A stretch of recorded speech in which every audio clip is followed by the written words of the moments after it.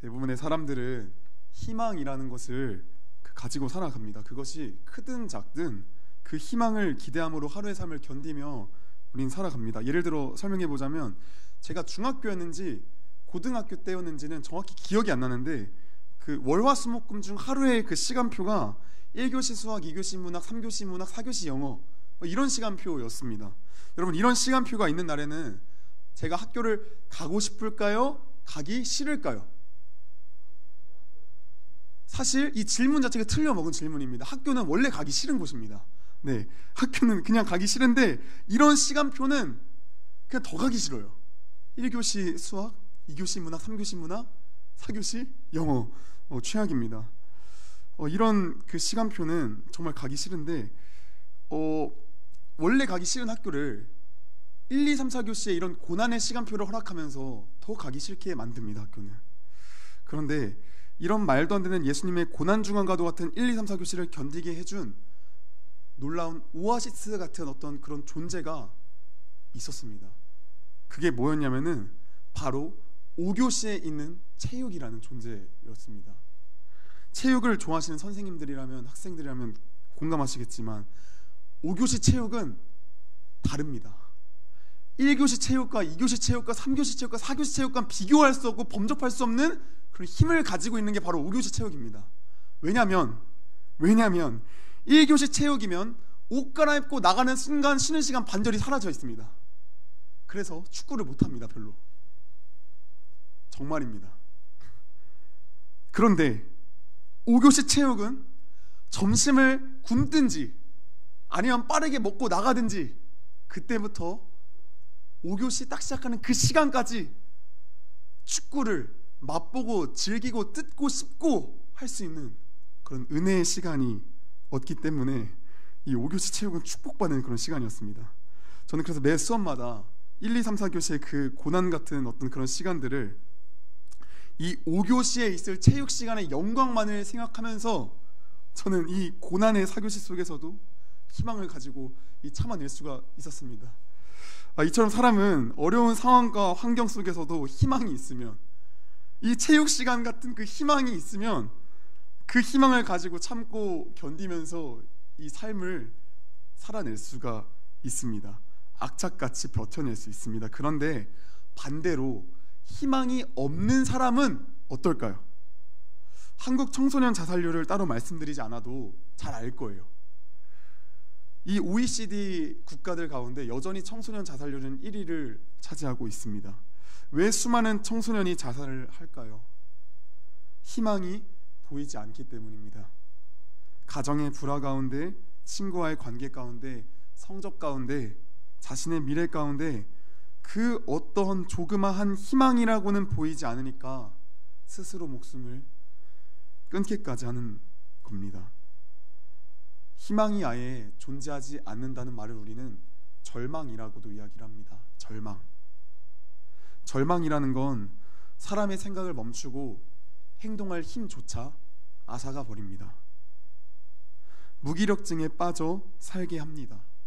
살아갈 그 힘을 빼앗아 버립니다. 그리고 우울증에 빠지기까지 합니다. 그리고 더 심하면 이 절망에 빠진 사람이 더 심하게 나아가면 자기 목숨을 스스로 끊기까지 합니다. 희망과 절망의 차이는 매우 큽니다. 희망이 있는 곳과 절망 가운데 빠진 것은 굉장히 큰 일이에요. 희망은 살게 하지만 절망은 죽게 하기 때문입니다. 그렇다면 여러분, 예수를 믿는 우리는, 그리스도인은 희망과 절망 가운데 어디에서 살아갈까요? 이 너무 당연한 질문을 하고 있죠. 희망 가운데서 우리는 살아갑니다. 그런데 오늘날 예수를 믿는다 말하는 수많은 크리스천을 보면, 수많은 기독 청소년들을 보면은 사실 절망 속에서 살아가고 있는 이가 대다수인 것 같습니다. 겉으로 보기에는 희망을 붙잡으며 사는 것 같이 보여요. 그런데 그 속을 면밀히 들여다보면 참된 희망을 붙잡고 살아가는 것이 아니라 절망으로 갈 수밖에 없는 것들만 붙잡으며 산다는 겁니다.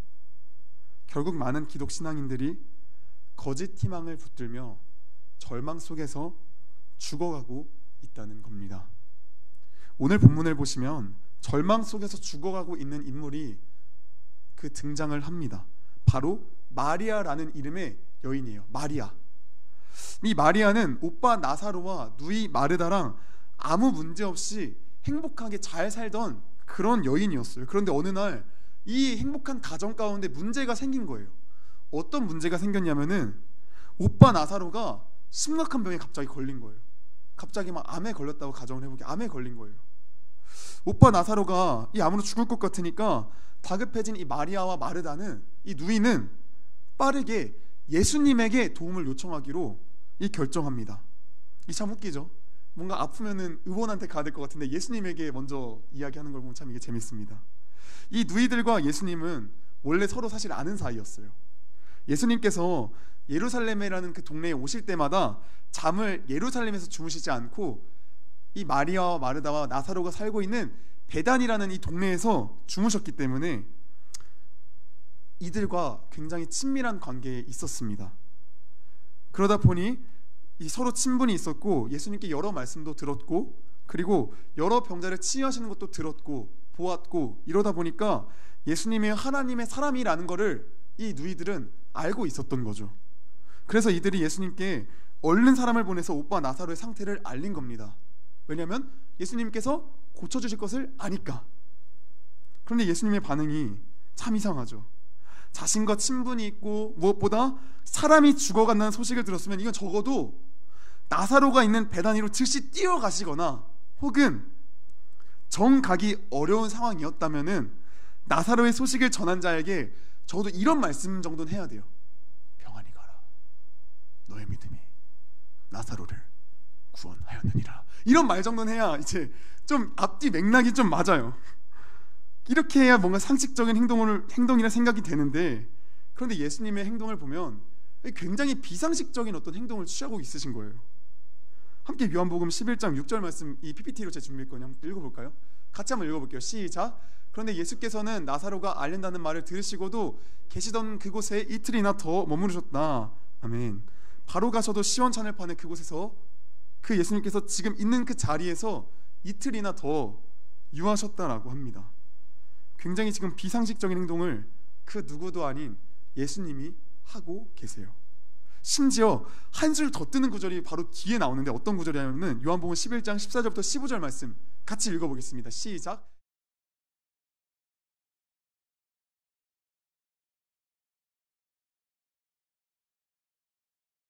아멘. 이게 뭔 얘기죠? 자, 나사로가 죽었으니까 가자라는 거예요. 따지고 보면 예수님께서 상식 밖의 행동을 계속해서 하고 계세요. 이거는요 사실 믿지 않는 사람들한테 이 본문을 딱 보여주잖아요. 그러면 다들 어떤 반응일까요? 야, 뭐 이딴 사람이 다 있어? 사이코 아니야? 뭐 이상한 사람 아니야? 아니 왜 이래? 이 절대로 그 사람 교회 다니지 않게 할 법한 그런 내용의 본문이에요.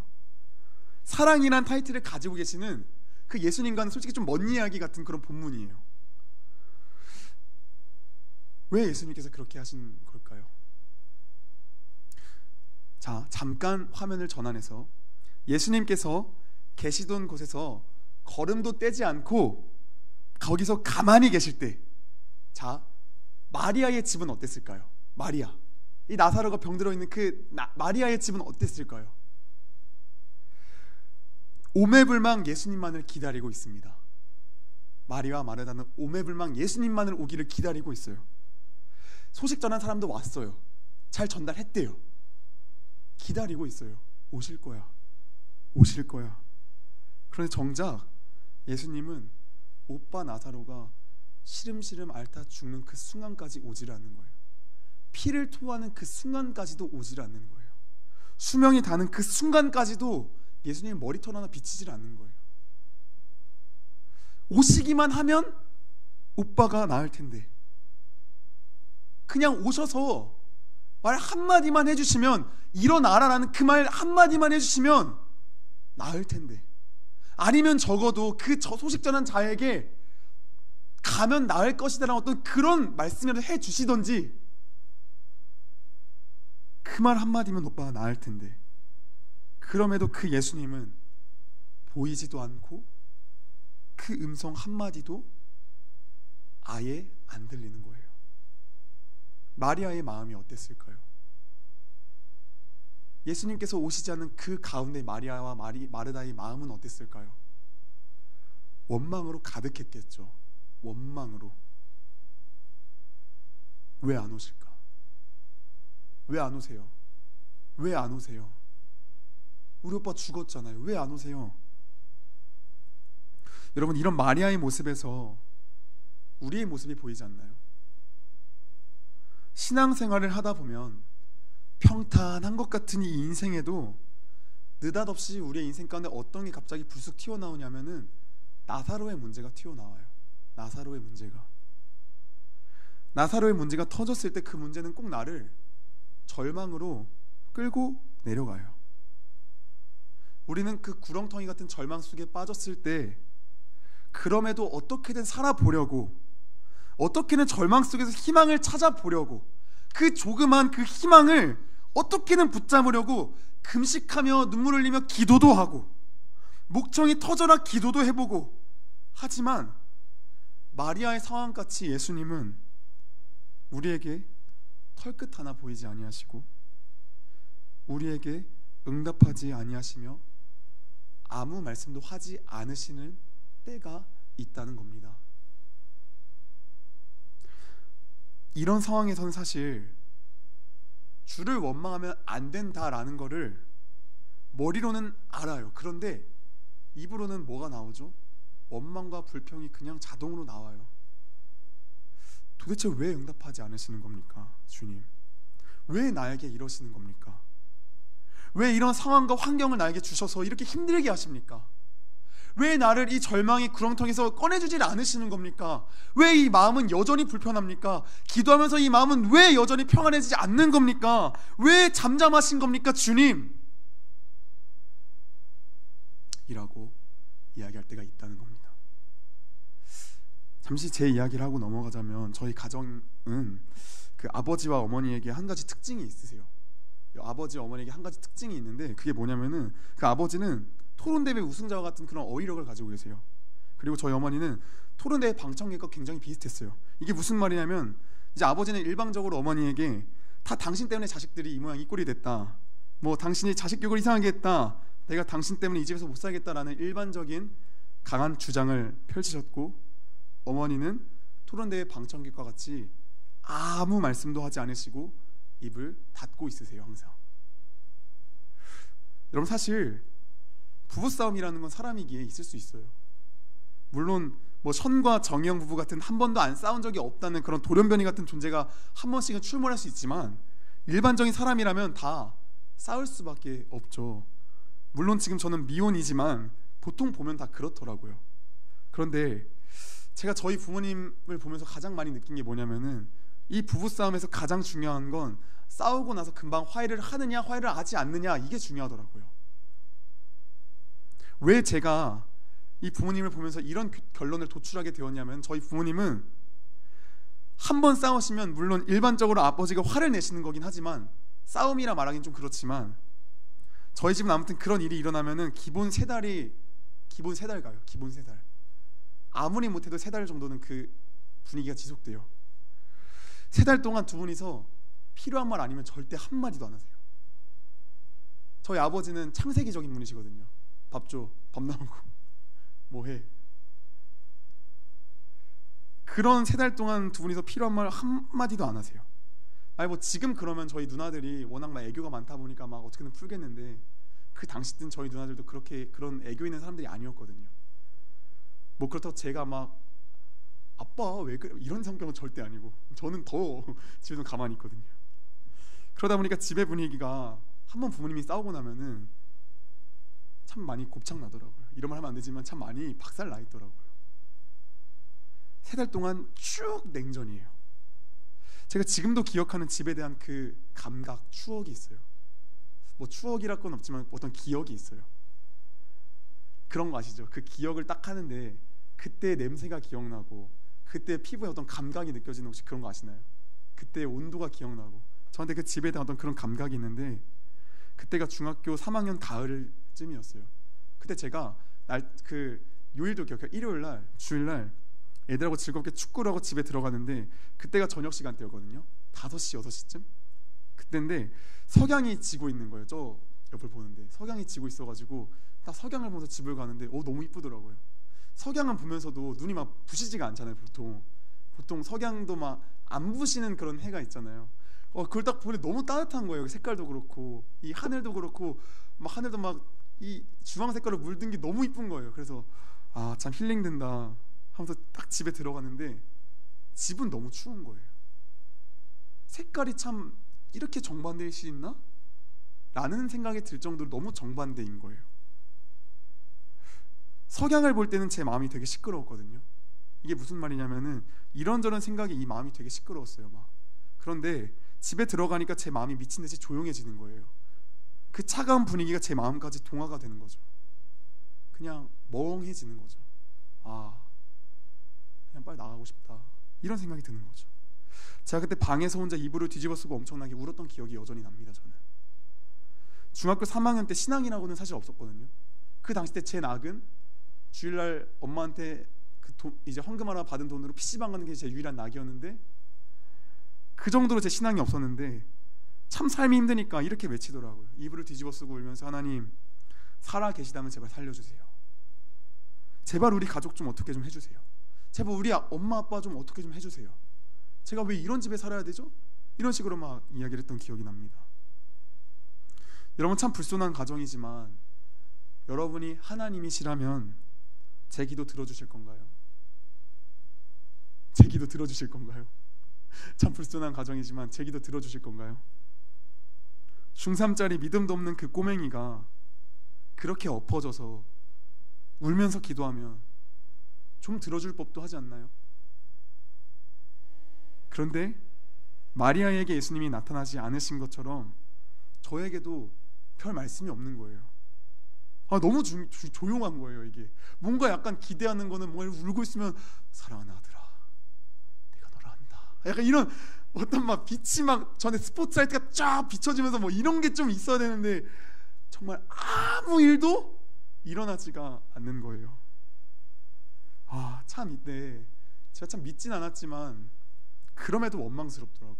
그럼에도 신앙이 없던 때였음에도 참 그냥 원망스럽더라고요. 신앙이 없던 저도 참 이렇게 원망이 가득했는데 예수님과 친분이 두텁고 그의 능력을 알았던 이 마리아는 얼마나 예수님이 원망스러웠을까요? 그래서 마리아가 예수님께 나아갔을 때 예수님의 발 아래에 엎드려 울면서 예수님을 원망하는 겁니다. 그 마음에 있던 원망들이 쏟아져 나오는 거예요. 32절에 이렇게 기록되어 있습니다. 우리 세번역 성경으로 같이 한번 읽어볼까요? 같이 한번 읽어보겠습니다. 시작. 주님이 여기 계셨더라면 내 오라버니가 죽지 않았을 것입니다. 마리아의 여러분 유일한 희망이 무엇인지 아십니까? 마리아에게 있었던 그 유일한 희망은 나사로가 사는 것이었습니다. 그런데 유일한 희망이 어떻게 되었죠? 사라져 버렸습니다. 희망이 사라지니까 뭐밖에 없죠? 절망밖에 남지 않았습니다. 절망밖에 남지 않아서 원망이 나올 수밖에 없었습니다. 절망밖에 남지 않았기 때문에 남 탓밖에 나올 게 없었습니다. 왜냐면 이 절망 가운데서 뭘 말할 수 있겠어요? 그런데 만약에 여러분 마리아의 희망대로 예수님께서 나사로가 죽기 전에 찾아오셔서 나사로의 그 죽을 병을 고치셨다면 어땠을까요? 고치셨다면 어땠을까요? 마리아는 막 기뻤을 겁니다. 행복했을 겁니다. 그런데 그 기쁨 언제까지 갈까요? 만약에 정말 고쳐주셨어요 나사로를, 그 기쁨 언제까지 갈까요? 그 기쁨 잠깐입니다. 왜냐고요? 나사로는 또다시 죽을 거거든요. 언젠가 또다시 죽을 거거든요. 10년이 됐든 20년이 됐든 30년이 됐든 하루가 됐든 일주일이 됐든 길에 가다가 뭐 어떻게 돼서 죽을 수 있는 그런 환경에서 나사로는 결국 다시 또 죽게 되거든요.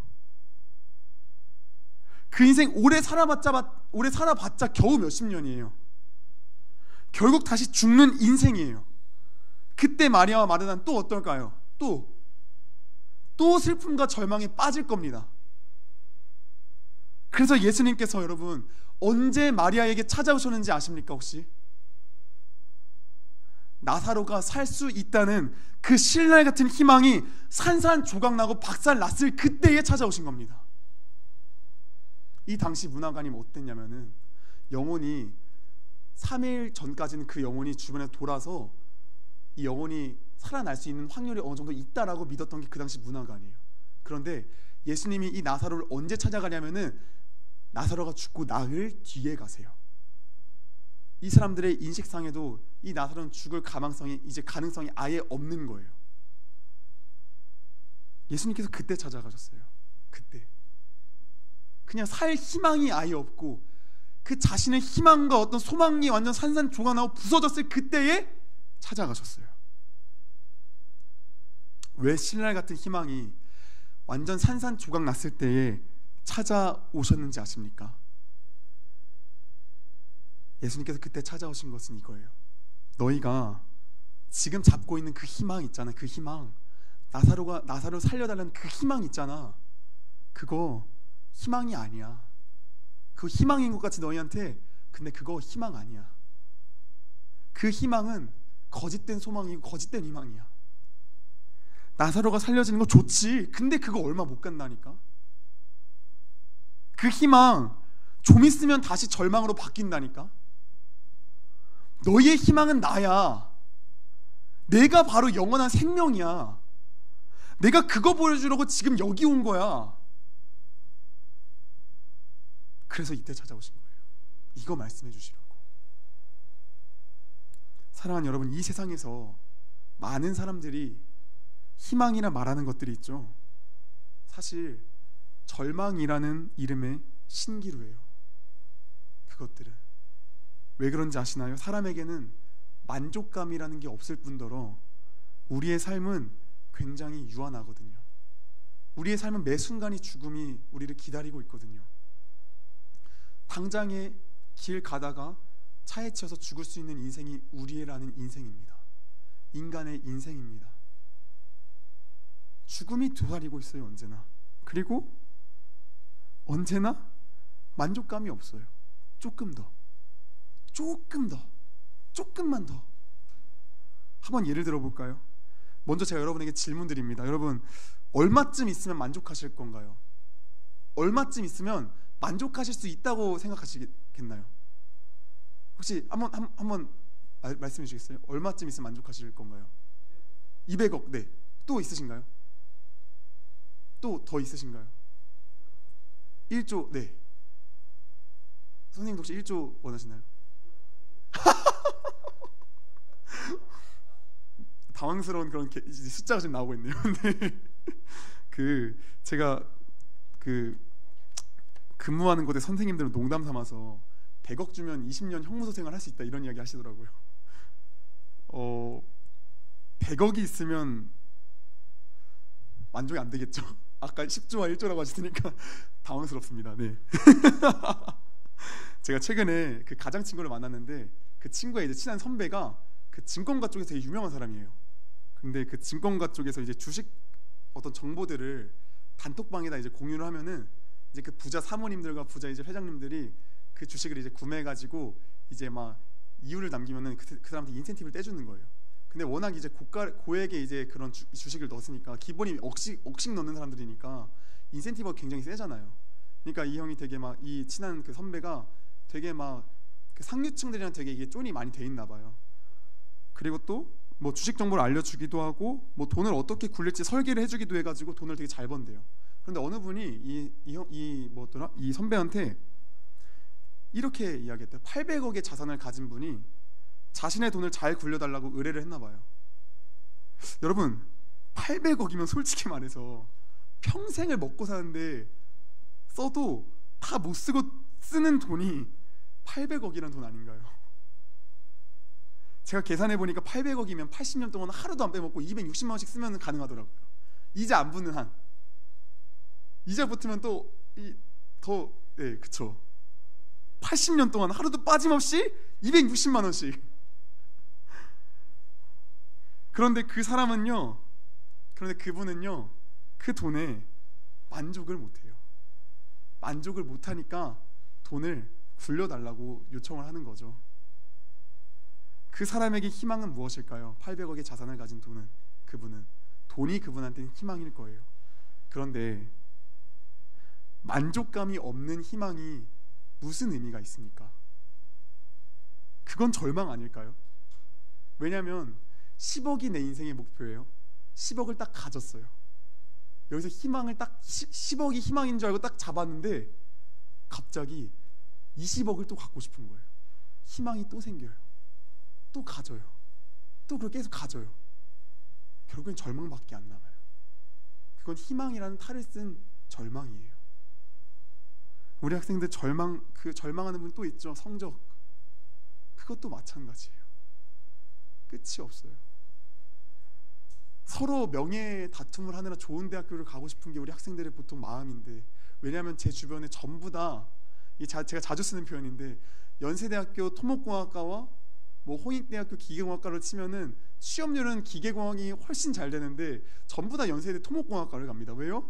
가면 전과하면 되지라는 생각을 가지고 이 명예를 위해서 높은 대학교로 갑니다. 그런데 그 명예의 다툼에도 끝이 있을까요? 없어요. 그 명예도 끝없는 아비다툼인 거예요.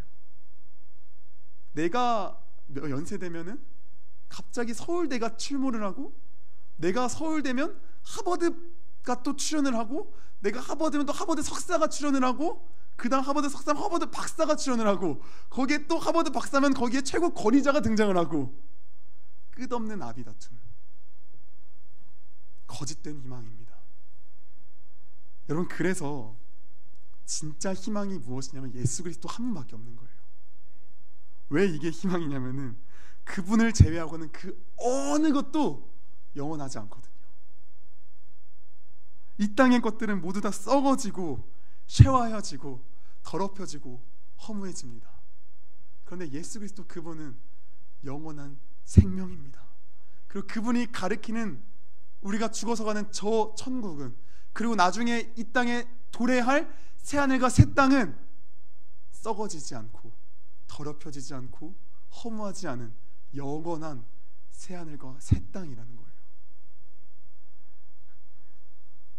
예수를 믿는 우리는 그 영원한 유업을 받은 자들이에요. 우리는 땅 부자예요. 그래서 우리는 이 땅에서는 땅이 없을지라도 우리는 저 새하늘과 새 땅에서 땅 부자인 거예요.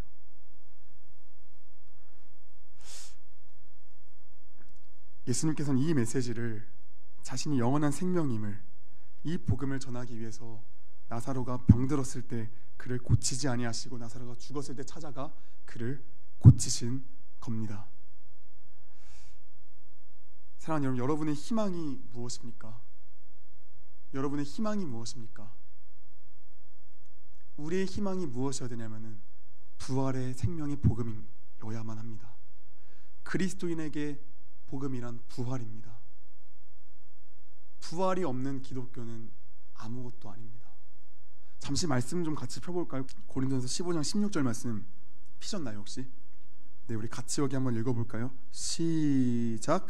만일 죽은 자가 다시 살아나는 일이 없으면 그리스도도 다시 살아나신 일이 없었을 터요. 밑에 또 읽겠습니다.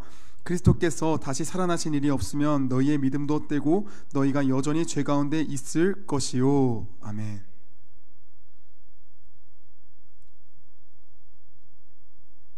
사랑하는 여러분, 어느 것을 바라보며 사시겠습니까?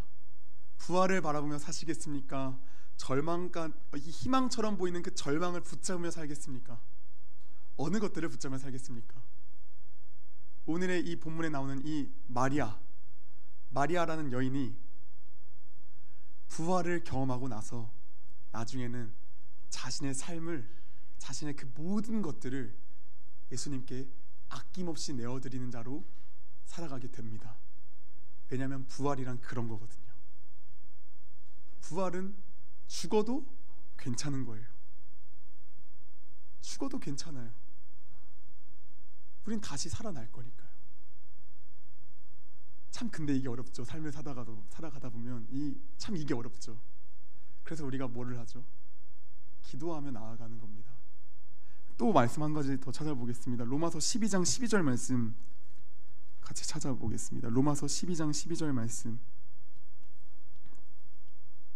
로마서 12장 12절 말씀 한 가지만 더 찾아보겠습니다. 네. 로마서 12장 12절 같이 한번 읽어보겠습니다. 시작. 소망 중에 즐거워하며 환난 중에 참으며 기도에 항상 힘쓰며. 아멘. 이 소망이 부활의 소망인 줄로 믿습니다. 우리는 이 부활의 소망을 믿기 때문에 다시금 일어나서 기도할 수 있고 다시금 일어나서 생명 가운데 우리는 거닐어 나아갈 수 있습니다. 생명으로 살아가는 우리 모두가 되었으면 좋겠습니다. 영원한 것 붙잡으며 예수 그리스도 붙잡으며 조금 힘들면은 그때 그 하늘을 기억하면서 부활 소망 기억하면서 이 땅에서 견디고 참고 인내함으로 우리 모두가 살아내서 나중에 저 천국에서 함께 만나서 같이 예배하는 그런 귀한 우리 복된 중고등부 공동체 되었으면 좋겠습니다.